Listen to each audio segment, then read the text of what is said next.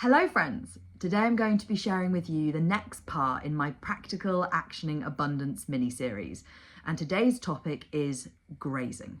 Now, grazing for me was something that was absolutely crucial as I was committing to going above and beyond the baseline minimum that I had put in place initially when I went into recovery.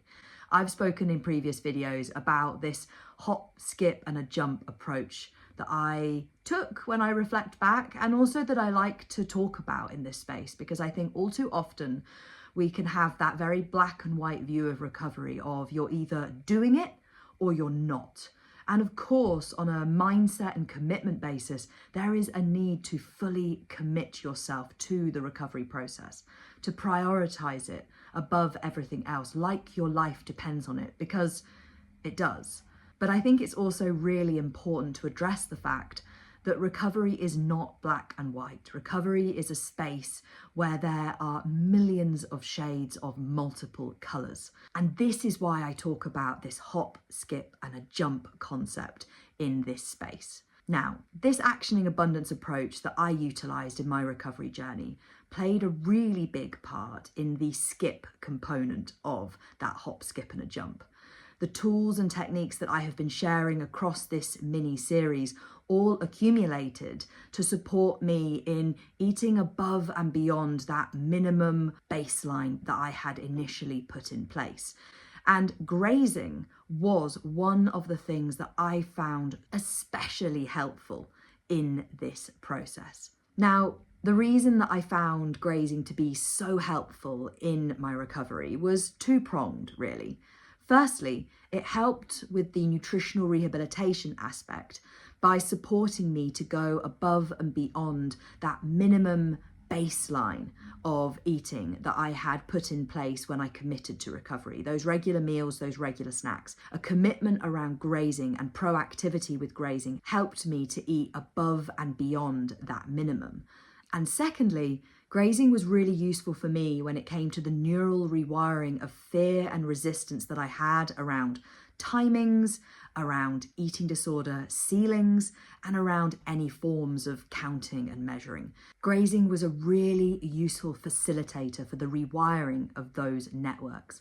And I'm keen to share with you now a handful of the practical things and the practical ways in which I actioned this. Firstly, one of the practical things that helped me a lot with this was having bowls of things around the house in different places, in different spots. And what I would do is, one, have a more fluid, spontaneous commitment to myself that I would utilize those bowls to be eating randomly, to be honoring hunger. But also at times it helped me to have more structured commitments, such as every time I go past that bowl, I'm going to have a handful of them. Both of these tactics really helped me to enforce and be proactive with that grazing. And this was such a powerful tool for me in breaking down those restrictive ceilings, in breaking down the rigidity around, oh no, this is lunch and this is snack, and actually really got me to be stepping into that more food-free space. Another practical thing that helped me action grazing in recovery was the commitment to be doing so whilst cooking. I found that grazing whilst cooking was a really great place to shoehorn in this bold, rebellious, recovery-aligned action. Having bowls of chocolates, crisps, nuts out whilst I was cooking meals, having boxes of biscuits open on the side and grazing from them whilst I was making snacks. All sorts of ways in which I was able to be proactive with grazing by committing to doing so whilst I was cooking, making, prepping, serving food. Now, this really was one of the foundational ways that I actioned this aspect of the abundance approach. Another of those being my tin of abundance. This was another tool that I used to facilitate grazing. I had, if you haven't watched it already, it's one of the other videos I've done about this abundance approach. It was quite simply a tin full of chocolates, sweets, biscuits, cakes, all sorts of different things in this big tub, big tin that I would get out, in all sorts of different settings in recovery. Sometimes it was if I wasn't sure what I really wanted, so I started there. But facilitating and proactively actioning grazing was another of the ways that I utilised that tin of abundance.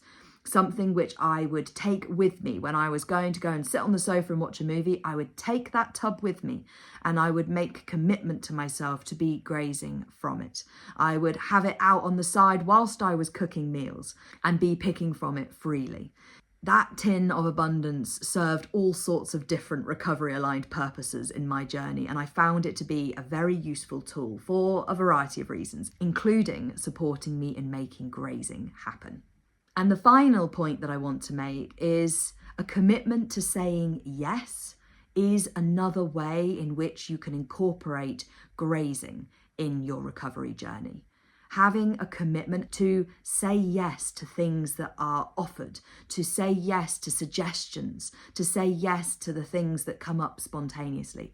That commitment to saying yes was another of the things that supported me in grazing and in making grazing happen, which, as I mentioned earlier, was really positive, not just from a nutritional rehabilitation perspective, but also in various different aspects of the neural rewiring process, including rewiring fear and resistance around timings and rewiring fear and resistance around the maintenance of eating disorders' restrictive ceilings.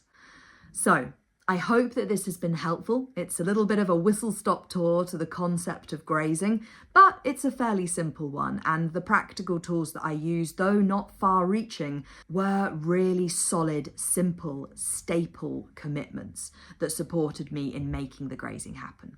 So, as I always say, this is not just a thinking and listening space.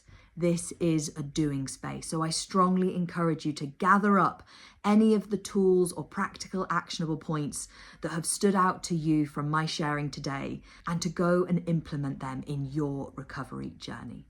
I hope wherever you are having a wonderful day, and I look forward to speaking to you in the next one.